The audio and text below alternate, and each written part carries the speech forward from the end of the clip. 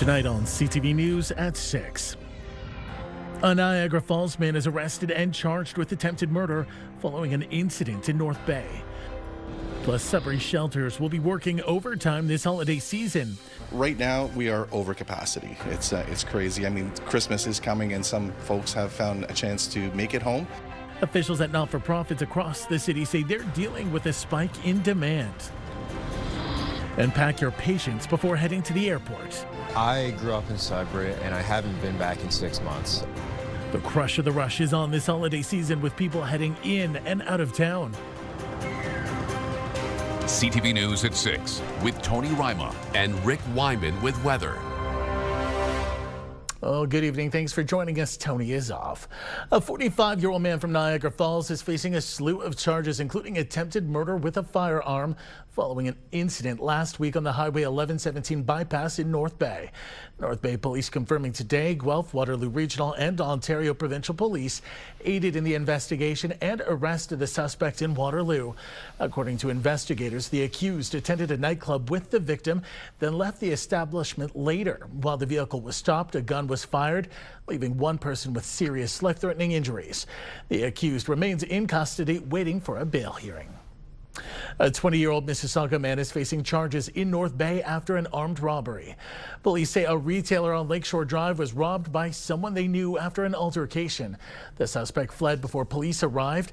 The investigation led police to a home nearby where the suspect was arrested a few days later. A search of the home revealed a Glock-style BB gun along with cash and nearly 100 grams of illicit drugs valued at $11,000.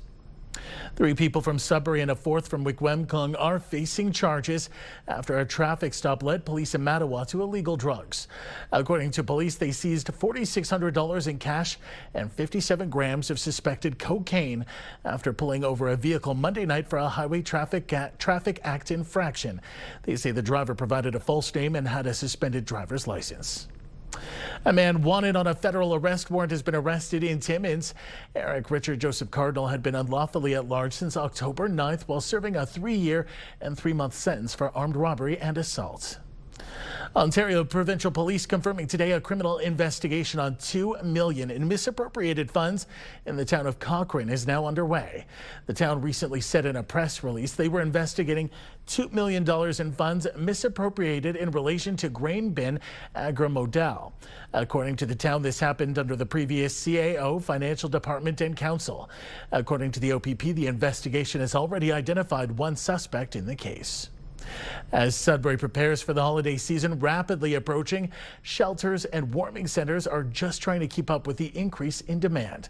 CTV's Madison Marier has more. As the temperature continues to drop, Sudbury's most vulnerable population is having a harder time finding somewhere safe and warm to stay. We've had a couple of cold weather days, and so when people, they'll stay, but when they want to go out and come back in, if there's a lot of people outside, we let more people in because we don't want to have everybody out in the cold. Denny says that the holiday season is no different and the warming center is at capacity. Right now, we are over capacity. It's crazy. I mean, Christmas is coming and some folks have found a chance to make it home, but generally speaking, we are only supposed to take in 30 people, per shift kind of thing, and we're over that quite a bit. Similarly, the YWCA Ginevra House said that their shelter continues to operate above capacity. Sadly, Denny says this is an issue all over Sudbury. Everybody's packed. So, I mean, this is a reflection of where we are today and the cost of living, and there's addictions and mental health crisis in our country, and so we're doing the best that we can. But shelters and the warming centers don't want to make people feel alone during this time. Marlene Gorman said no one should feel they have to navigate a difficult or dangerous situation alone. If you need someone to talk to, emergency shelter, or if you want help thinking through a safety plan, our team is here to listen and support you. Denny said that the warming shelter is operating at maximum capacity, and in the last month alone, they have gone through around $1,500 worth of coffee, which is making the cost of the warming center grow even more. Madison Marier, CTV News, Sudbury. We're hearing from not-for-profits in the Sault that will soon be impacted by the increase in parking at Sault Area Hospital. The price increase will be seen across all types of parking at the hospital, including staff passes and those offering 5, 10 or 30-day access. The price of single exit and 24-hour parking has gone up $1.50 to $7.50 and $11.50 respectively. Tracy's Dream is a Sault charity that purchases parking passes on behalf of cancer patients. The charity bought 700 of the 10-day passes so far this year, and with the price changes incoming, they're looking to buy as many as they can afford before January. We've actually paid for over 7,000 parking spots this year for patients, if you look at it that way. So if you look at it, if it was each $1.50, that would add up, but it's not. We're buying 10-day passes at $50. They're going up to $55, 700 passes. So that's another, what is that, 3,500? Healthcare shouldn't be one of those things. You know, that's what we take pride in, what we have good reason to take pride in. Healthcare is something that people should have a right to get in a wealthy country like Canada, and they shouldn't have to pay for it. And there should be no barrier to accessing it. Hospital officials say the last time there was an increase in parking, there was more than a decade ago. Former Cache Bay Mayor and West Nipissing Councillor Leo Millette has passed away. Millette, who gave to his community for more than 40 years, is being remembered for his public service and leadership. After amalgamation in 1999, he represented Ward 2 for almost 2 decades. Earlier in March, the community boardroom at the Nipissing West OPP detachment in Cache Bay was named in his honor. To honor his memory, flags are being flown at half-staff at the town office in Sturgeon Falls and the community center in Cache Bay. Millette passed away on December 19th after a battle with cancer. He was 80 years old. Well, time for our first check on weather with more here. CTV's Rick Wyman. And Rick, it's been another messy day. I'm going out on a limb here and saying we're probably going to have a white Christmas. Oh, yes, we will. And of course, I've got some good news for you. Tomorrow is going to be good for travelers coming in and leaving Northeastern Ontario. And Christmas Day, loads of sunshine, a little cool, but loads of sunshine and more snow come Friday. We'll take a look at that in a few minutes. Of course, we've got that system of precipitation leaving the Northeast. We'll get a little bit by tomorrow evening here in Northern Ontario, but all in all, it's pretty good forecast for Christmas Eve, and we're happy to say that because a lot of people are traveling and highways will be busy, so at least we won't have to worry about any storms or what have you. Even the Barrie area looks good for those of you heading down south. Details coming up a little bit later on. Current temperatures next to you. That'll be me. That's good news, Rick. Thanks so much. And speaking of good news, we've got a quick programming note to once again let you know about. Tonight at 11:30, we are once again bringing in some of the best feel-good stories from the past year. Join me tonight as we broadcast from Elliott Lake, those good news pieces from 2025, as we try and end this year on a high note. That's tonight on CTV Northern Ontario, or you can watch on Crave. There's more to come on CTV News at 6. We'll check in with holiday travelers. But first, speaking of Elliott Lake, let's head to Elliott Lake for a live look at the Miners Memorial. Looking all quiet down there at the moment, but residents have had a lot of snow as of late. How much more will we see this week? Only Rick's got the answers. Stay with us. You're watching CTV Northern Ontario.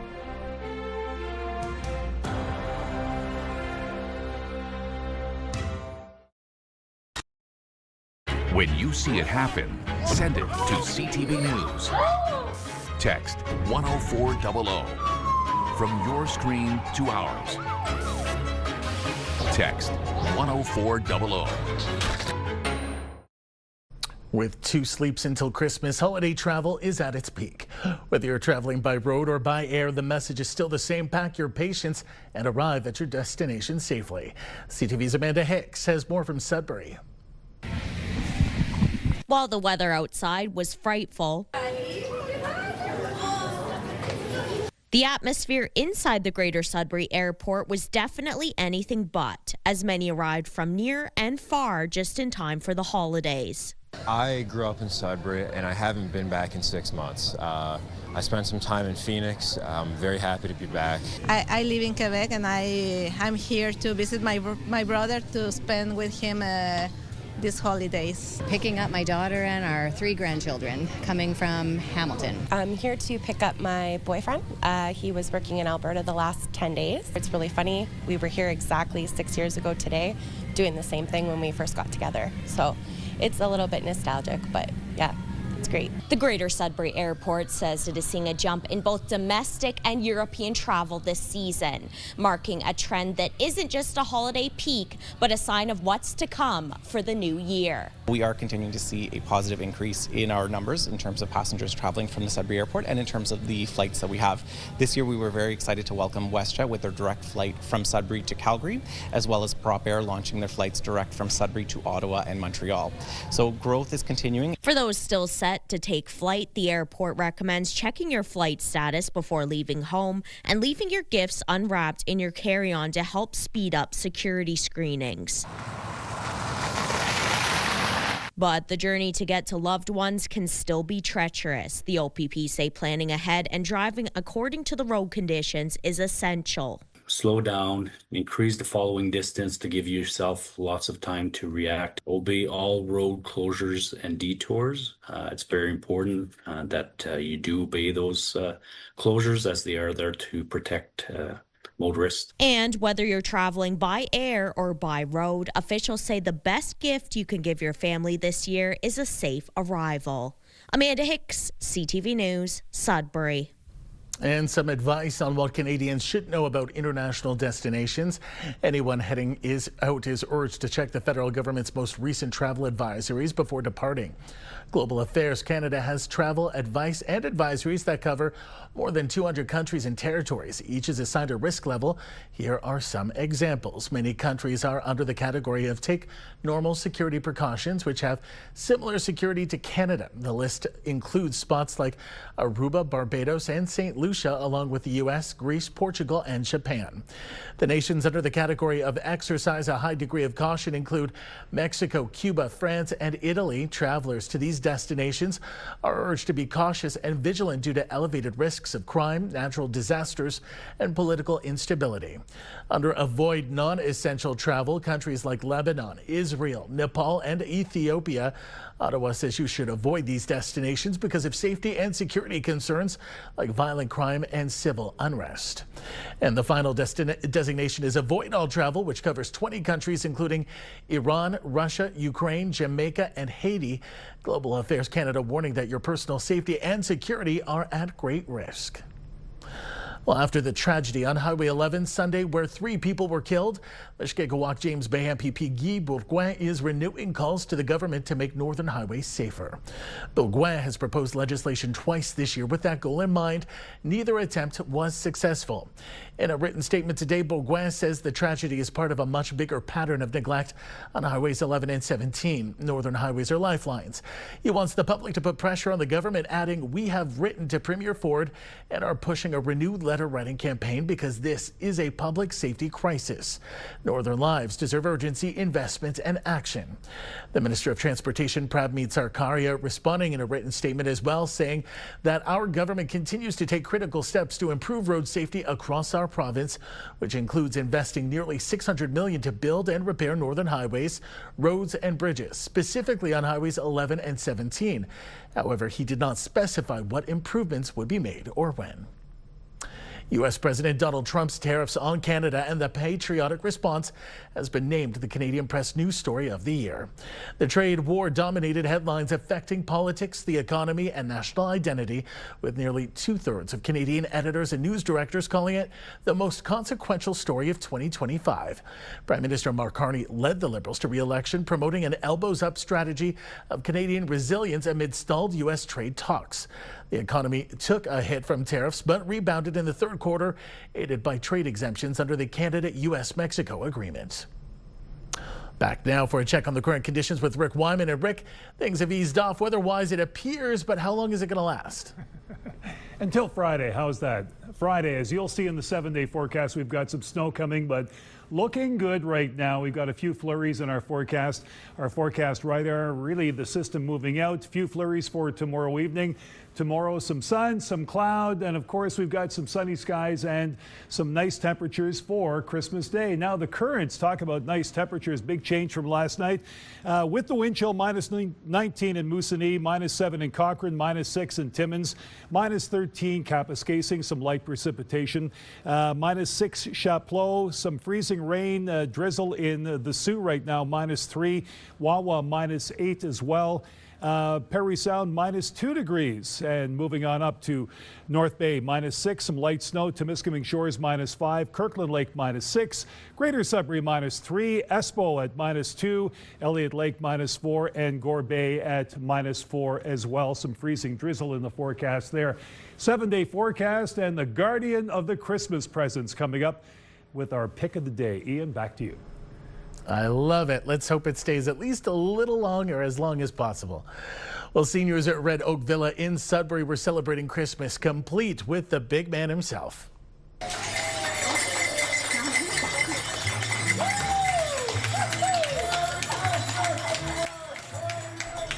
The Christmas party was attended by nearly 200 residents and looked to be a fabulous time, enjoying food, music, and a cup of cheer over at Red Oak Villa. Way to go.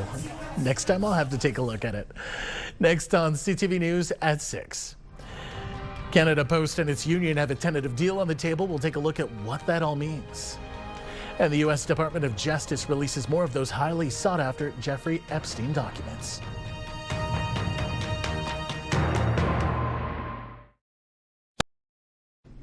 It's a tentative agreement that could turn the page on a rocky labor dispute. Canada Post and its union representing postal workers announcing they've found common ground. However, many questions still remain about the future of the ailing Crown Corporation. CTV's Scott Hurst reports. Labor unrest between Canada Post and its union representing 55,000 postal workers and uncertainty about the future forced this Toronto small business to make a choice. We had to go a different route this holiday season. Retailer Province of Canada ships clothing across the country, and by turning away from Canada Post, is now relying on multiple carriers to fill the gap. After last year's strike and then this September, we just didn't feel we had the confidence to go into the holiday season with them again. But a tentative deal between Canada Post and the Canadian Union of Postal Workers announced on Monday may at least provide some stability. So on the one hand, short run, good news. In the longer term, it doesn't solve the underlying structural problems. Canada Post said the agreements include a 6.5% wage increase in year 1, a 3% hike in year 2, and increases matching inflation in years 3 through 5. They also include enhanced benefits and a weekend parcel delivery model, which had been a key sticking point in negotiations. They are still bleeding. They are hemorrhaging incredible amounts of money. So they're a long way away from where they have to be. They've got a huge job ahead to become more dynamic and productive and competitive. And maybe that will be enough to win back at least this Toronto business. I think until this gets fully sorted out properly, then we can maybe reconsider going back to them for next year. Cup W's national board is recommending its members accept the deals.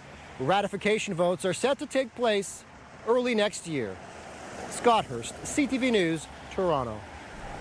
The U.S. Justice Department has released a new trove of documents today from its investigation into convicted sex offender Jeffrey Epstein. The latest release includes around 30,000 pages of documents, and once again, many are heavily redacted.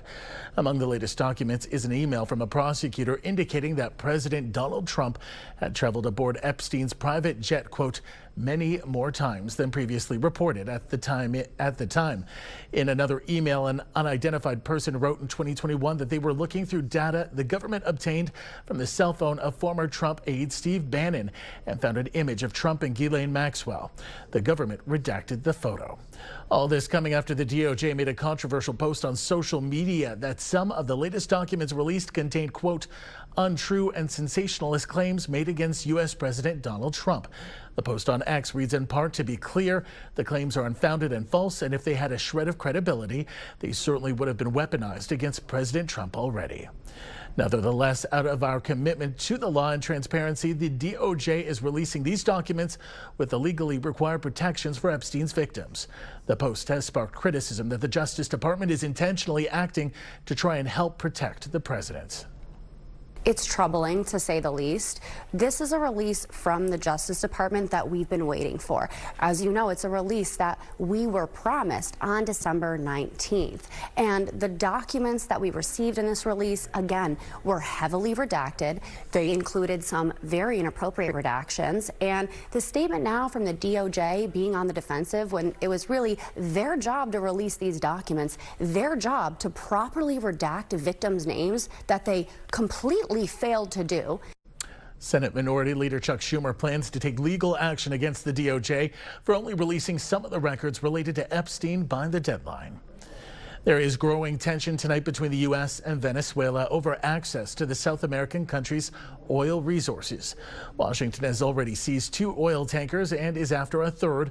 But as CTV's Jeremy Sharon reports, the U.S. president's interest in Venezuelan oil could have implications for Canada. Off the coast of Venezuela, sanctioned oil tankers have become the target of U.S. authorities. 2 have been intercepted and seized already, along with millions of barrels of oil, and Washington says it's after more. Maybe we'll sell it, maybe we'll keep it. Maybe we'll use it in the strategic reserves. We're keeping it. We're keeping the ships also. The U.S. has increased its military presence in the Caribbean Sea. Trump ordered a blockade last week, calling it the biggest armada the U.S. has ever had in South America. Today, Venezuelans hit the streets in protest of the U.S. president they called Pirate Trump, who Monday had this warning for Venezuelan President Nicolas Maduro. He can do whatever he wants. It's all right. Whatever he wants to do. If he wants to do something, if he plays tough, it'll be the last time he's ever able to play tough. Meanwhile, the tension could have implications for Canada. Venezuela has some of the largest oil reserves in the world. They're primarily heavy oil and bitumen, which are very much like what Canada's reserves are here in Alberta in the oil sands. Political instability in Venezuela has given Canadian oil producers the advantage, but if that changes, it could mean increased competition. This makes it all the more important for us to think about sending our oil again to the Pacific, to a Northwest Pacific pipeline, knowing that the Asian market is growing. Trump's interest in Venezuelan oil could eventually force a fight for access to the U.S. market. But the question is, how long would it take to build the projects that could start to displace Western Canadian oil? And I think that would take a long time. That means time is in Canada's favor. And in the short term, it could actually increase demand for Canadian heavy crude. But it could also lead to uncertainty and price volatility in the market. Jeremy Sherrill, CTV News, Ottawa. There's more news ahead, but first, here's your full weather forecast with Rick Wyman. And Ian, of course, I don't know if you noticed, but gas went up earlier this morning, at least overnight. So cheap gas gone for at least a couple of days here in the Northeast. Forecast radar, we had some precipitation more than expected. Thanks to Environment Canada, 2 to 5 centimeters plus in some areas. Here's the system that's moving out. We've got some clearing. A few flurries for tomorrow evening, but generally good traveling for tomorrow. And of course, Christmas Day and loads of sunshine on Christmas Day, as you were about to see overnight. Flurries, drizzle, Greater Sudbury -14. Sault Ste. Marie, chance of showers, flurries. 5 centimeters of snow in Timmins. Temiskaming Shores, some flurries and drizzle in North Bay. Meanwhile, in Moosonee, 2 to 4 centimeters of snow, a cold one at -24. Kapuskasing-Hearst, a couple of centimeters of snow, chance of flurries in Wawa, chance of sleet in Gore Bay and Perry Sound, chance of flurries and drizzle. Let's have a look now at your 7-day forecast heading into Christmas. Sudbury Nickel Belt, sun and cloud tomorrow, -8. That's nice. Christmas Day, sunshine, -9. Snow on Friday, -10. Saturday, chance of flurries, and the chance of snow comes Sunday at -5 and -6 degrees. In Sault Ste. Marie, Algoma, mainly cloudy tomorrow, -3. Some sun and cloud on Christmas Day. -4 on Thursday. Friday, we've got some snow, -3, +1 Saturday with the cloud cover, and Sunday, the chance of snow at -4. Your temperatures either on par in the Sioux and Algoma or slightly above or below. So temperatures pretty good in the area for this time of the year. Big difference, though, however, in Timmins, Cochrane, Kapuskasing with the temperatures. Light snow for tomorrow, -9. Christmas Day, -16, turning colder with the sunshine. Friday, some snow, -11. Saturday, some cloud cover, -7. -10 with the chance of snow Sunday. Monday, the chance of flurries at -15. Your overnight temperatures, -18, -21, and -16 degrees. Temiskaming Shores, Kirkland Lake, mainly cloudy tomorrow, -9. Christmas Day, cool, colder, -11 with the sunshine. Friday, we've got some snow, -12. Chance of flurries Saturday and Sunday, chance of snow, -8, -7. Back to the flurries, at least a chance of Monday at -12 degrees. And in North Bay, West Nipissing, sun and cloud for tomorrow, -8 degrees. Christmas Day, we've got some sunshine, -7. Should be a really nice day, but dropping down to -17 overnight. Some snow Friday, -9. Chance of flurries Saturday, -6, -5 with the chance of snow, and the chance of flurries on Monday at -12. How about that pick of the day? Now, I know that Ian used this last night on the community close-up, but I just had to show you again. Mary Ellen Langlois sent this pic in. Gina, the present guard. She had sent out some presents, and of course, well, family has a dog by the name of Gina, and Gina loves to protect the presents, and I just thought that was kind of appropriate as we head into Christmas. Cute dog, by the way, Mary Ellen. Thank you so much for that.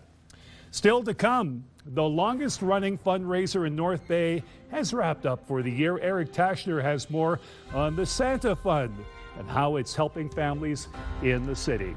That's coming up.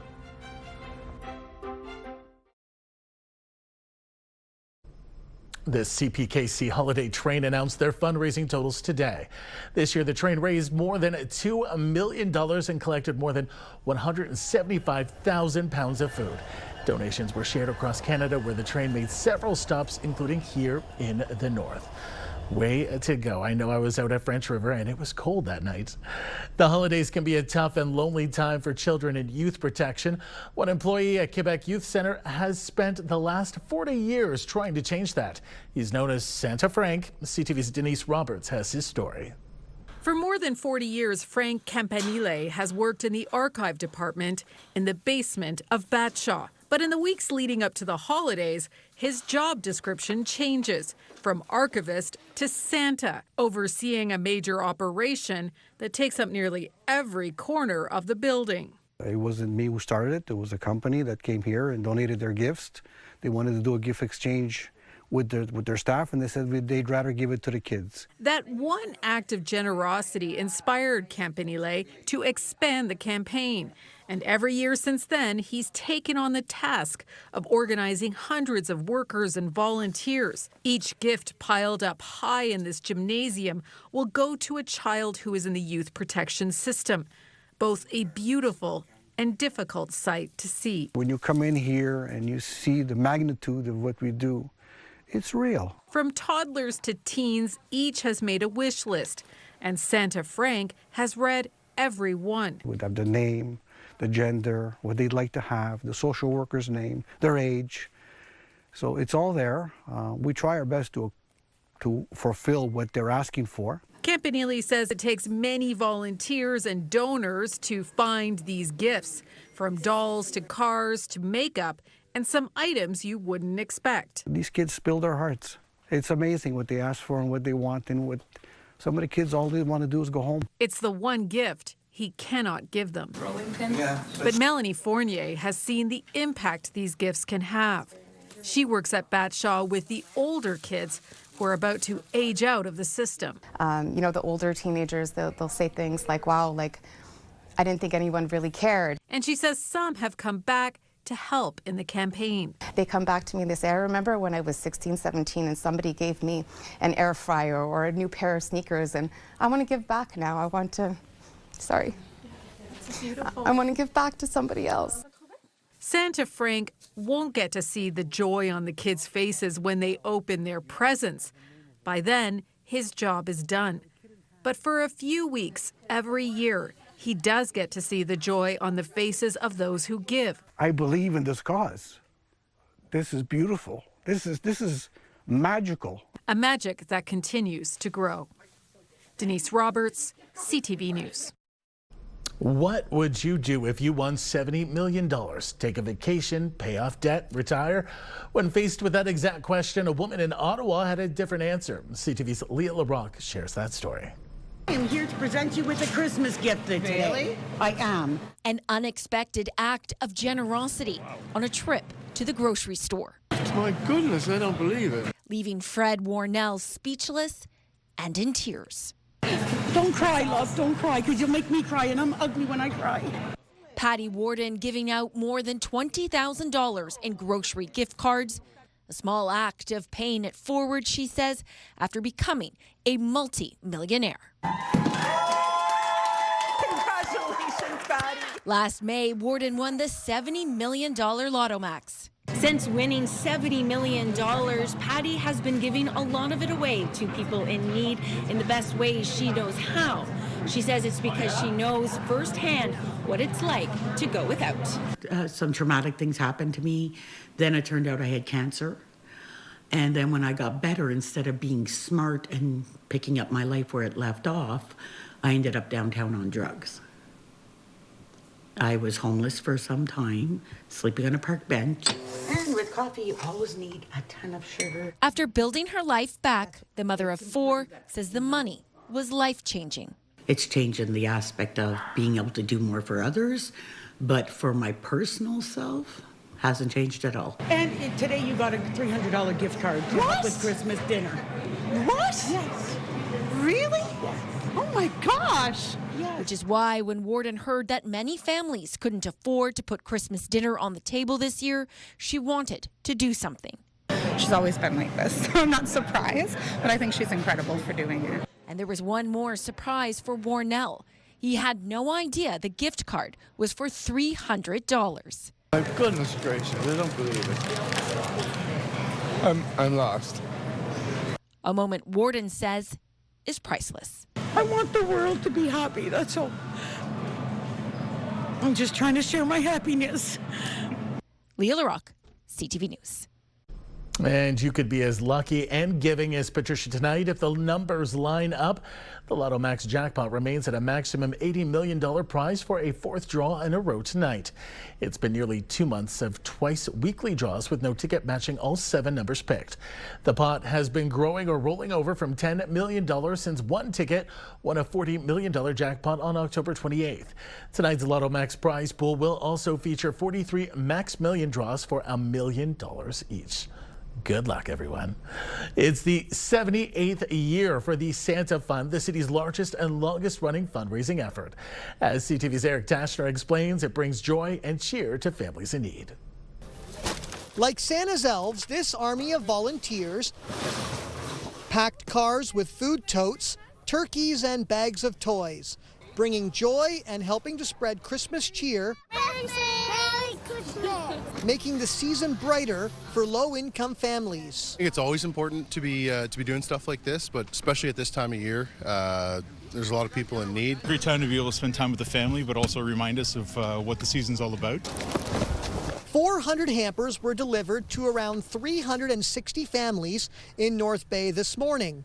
This year, the Santa Fund is pivoting away from junk food to healthier options that will last longer.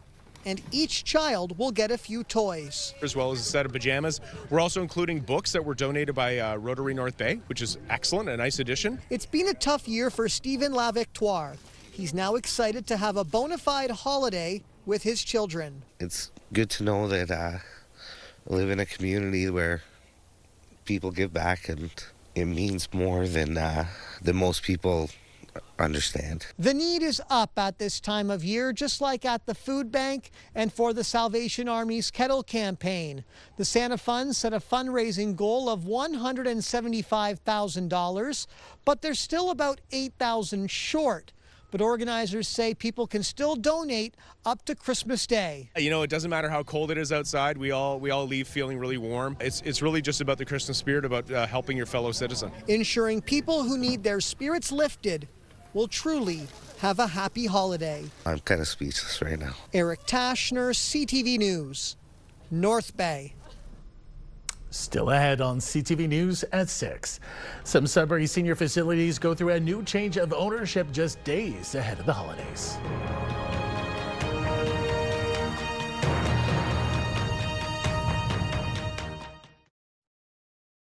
Clothing provided by Laura, Melanie Lynn. Several seniors living buildings are under new ownership in the north. Dalron Senior Living is now the sole owner-operator of Red Oak Villa and Amberwood Suites in Sudbury, Marina Point Village in North Bay, and St. Mary's Garden in Timmins.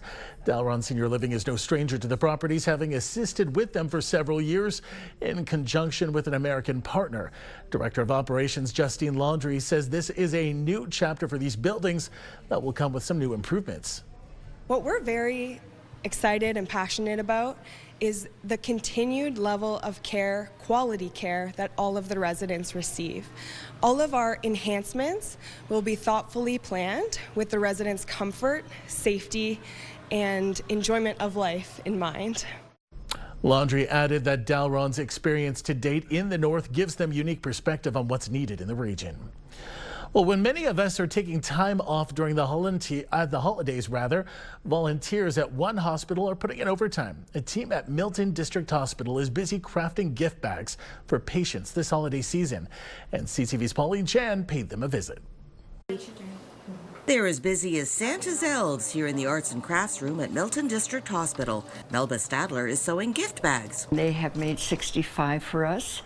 Then the gift shop people go out and we buy the merchandise that go into the bags. Things like playing cards, socks, and toiletries. Many of the patients in the continuing transitional care unit are elderly with few visitors, so gifts are always appreciated.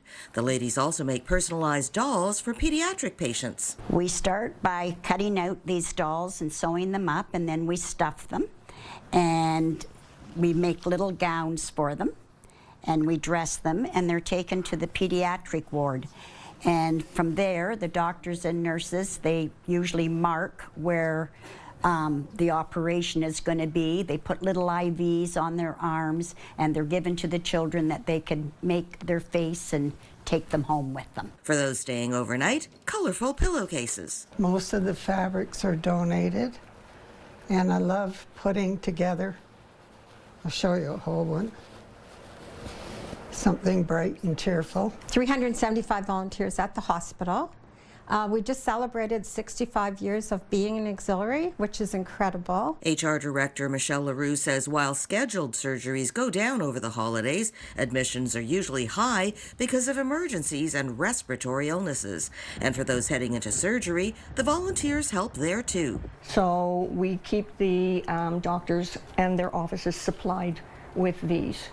And what they have in them is all of the information that the surgeon's going to need to require. At Halton Healthcare, we have over 1,300 volunteers across all 3 sites, all bringing a little bit something special to each hospital. We ask in the community if people will save their Christmas cards, and the girls cut them all out and punch them, and they go to the Christmas wrap. The gift wrapping desk at the local mall uses the gift tags on the presents they wrap. The Christmas gift wrap at Milton Mall continues until December 24th, and even on Christmas Day there will be some volunteers here at the hospital helping wherever they're needed.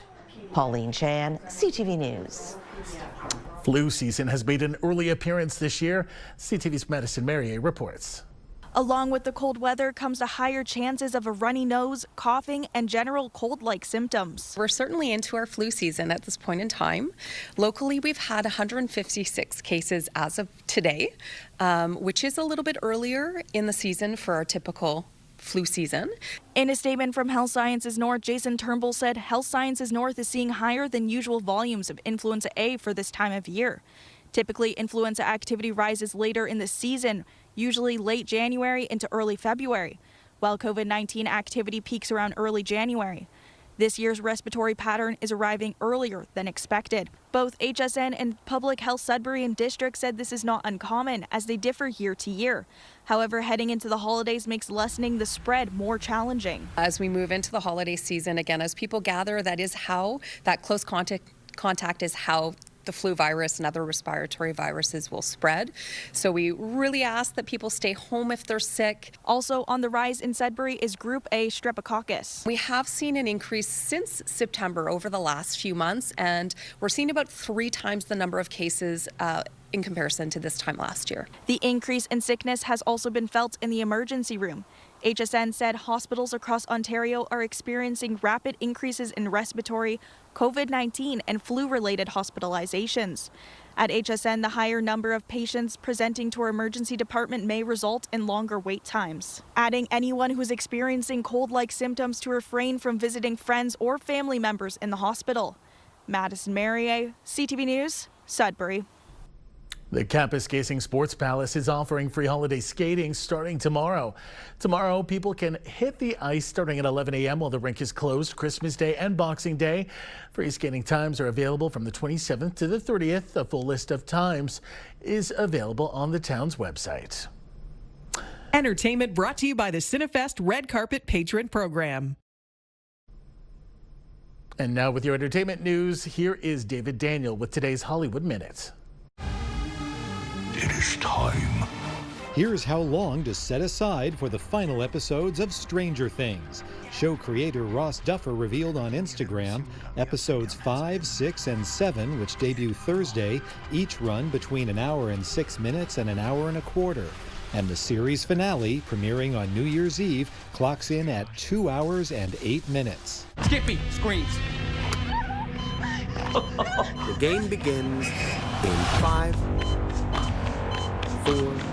The game begins sooner than expected. Ready or Not 2, Here I Come is coming to theaters March 27th, 2 weeks earlier than first scheduled. Ridley Scott's new film, The Dog Stars, had held that spot. It's now due in theaters August 28th.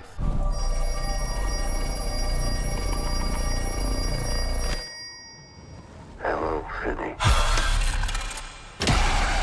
Two very different films land on home video today. The horror sequel Black Phone 2 is set to scare you on 4K Ultra HD and Blu-ray.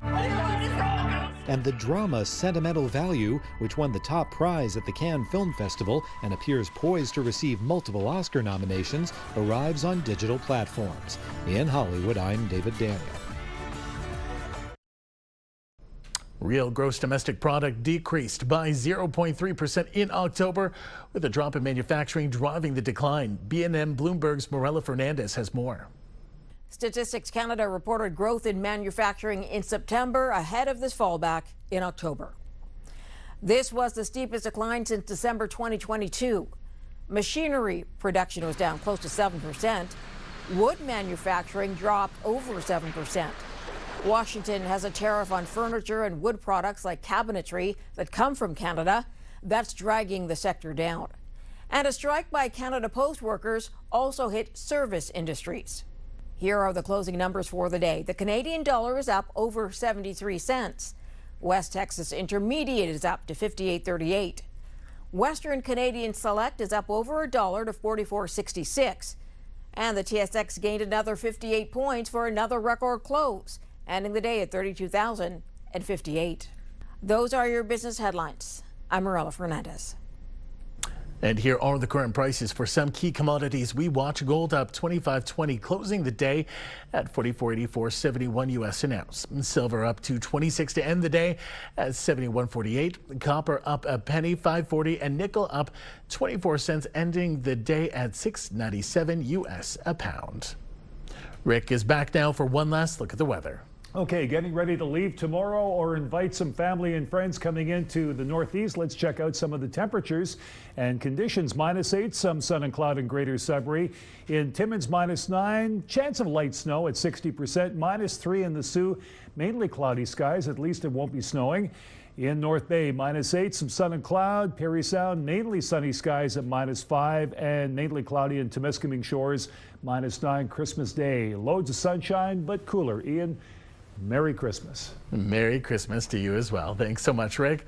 Well, a heartwarming end to an icy rescue of a stranded dog. Saskatoon firefighters were called to help the dog stuck in the ice of the South Saskatchewan River earlier this month. They inched closer using an inflatable boat and got close enough to hook on a leash and bring the 3-year-old pit bull boxer on board. We tried calling out to him, and he's just sitting in the middle of the river, just shivering and scared and not moving from his spot. When no owner came forward to claim the dog, one of the firefighters decided it was meant to be and adopted him himself. He named the animal Striker after the boat that was used to rescue him. The firefighter says the dog is thriving in his new home and giving a morale boost at the fire hall. Positive story to end our newscast. And that is our newscast this Tuesday night. And this is my last newscast from behind the desk before the big day, which is Christmas. So let me be one of many to wish you a Merry Christmas if you celebrate the holiday. Thanks for watching, and we leave you with some of that fantastic telethon talent. And we'll see you tomorrow. Good night.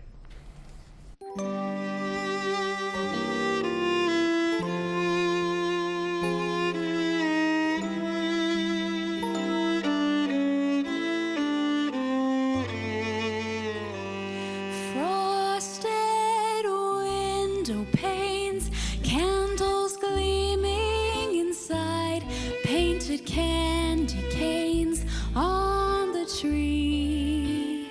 Santa's on his way, he's filled his sleigh with things, things for you and for me. It's that time of year when the world falls in love. Every song you hear seems to say, Merry Christmas, may your New Year dreams come true. And this song of mine in 3/4 time wishes you and yours the same thing too.